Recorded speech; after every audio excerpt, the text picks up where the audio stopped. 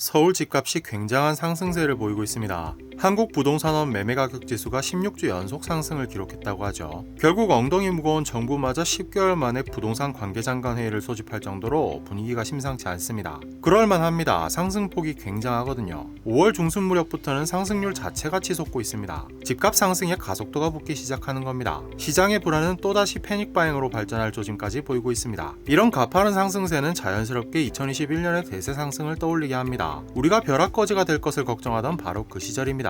서울의 이번 상승은 정말로 다시 찾아온 대세 상승이 맞을까요? 부동산 시장에서 활용하는 여러 지표들을 알아보고 2021년과도 비교해보겠습니다. 구독과 좋아요, 알림 설정부터 부탁드립니다.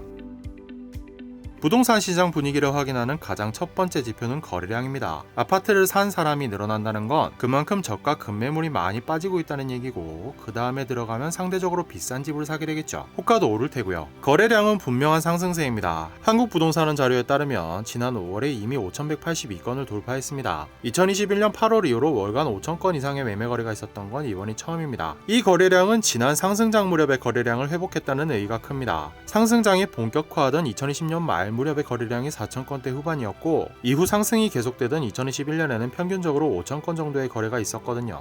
단기간의 미래를 예측하는 데는 소비심리 지수가 좋습니다. 현장 설문을 통해서 시장을 기웃거리는 사람이 얼마나 많은지를 확인할 수 있는 지표로 200에 가까울수록 찾는 사람이 많다는 뜻입니다. 5월 기준 소비심리 지수는 121.5포인트로 집계되었는데요. 아직 2021년 상승기 수준은 아니지만 상승폭이 가파른 편입니다. 이대로 150포인트 부근까지 질주한다면 2021년 상승기에 재현이 되겠죠. 한국은행에서 조사하는 주택가격 전망도 같은 맥락의 자료입니다. 한국은행이 매달 조사하는 소비자 동향 자료에는 내년 집값이 어떻게 될 것 같으냐는 질문이 있는데요. 여기에 오를 것 같다고 대답한 사람이 많으면 100보다 높아집니다. 이 지수는 6월 기준 108포인트로 오를 것으로 본다는 사람이 가파르게 늘고 있습니다. 다들 오른다고 믿는다면 줄 서서 집을 사겠죠. 이 추세가 120포인트대에 이를 때까지 이어진다면 2021년 수준으로 분위기가 과열되고 있다고 보면 됩니다.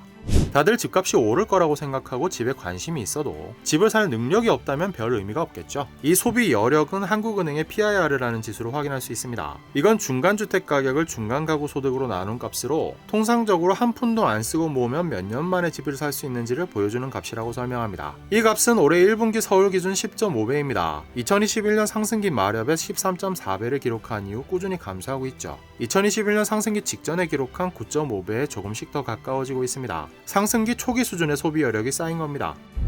매매 가격 지수를 시작으로 앞서 소개한 지표들은 현재 분위기를 가늠할 수 있는 지표들입니다. 이 지표들로 분위기를 파악했다면 본격적으로 다음 자료들을 보면서 앞으로의 상황을 예측해보면 됩니다. 첫 번째로 확인할 것은 전세 수급 동향입니다. 전세 수요 대비 공급 물량을 지수로 나타낸 자료인데 100보다 높을수록 전세를 찾는 사람이 많다는 겁니다. 전세가 귀해지면 전세 가격이 오르고, 전세가 오르면 그냥 사자는 사람도 늘어납니다. 그래서 시장에선 전세가 오르면 집값이 오른다고 예측합니다. 전세 수급 지수는 아직 2021년에 비해 낮은 수준입니다. 다만 꾸준하게 상승하고 있죠. 2020년 5월 수준까지 회복했으니 이후 연말까지 얼마나 오를지를 주시할 필요가 있겠습니다.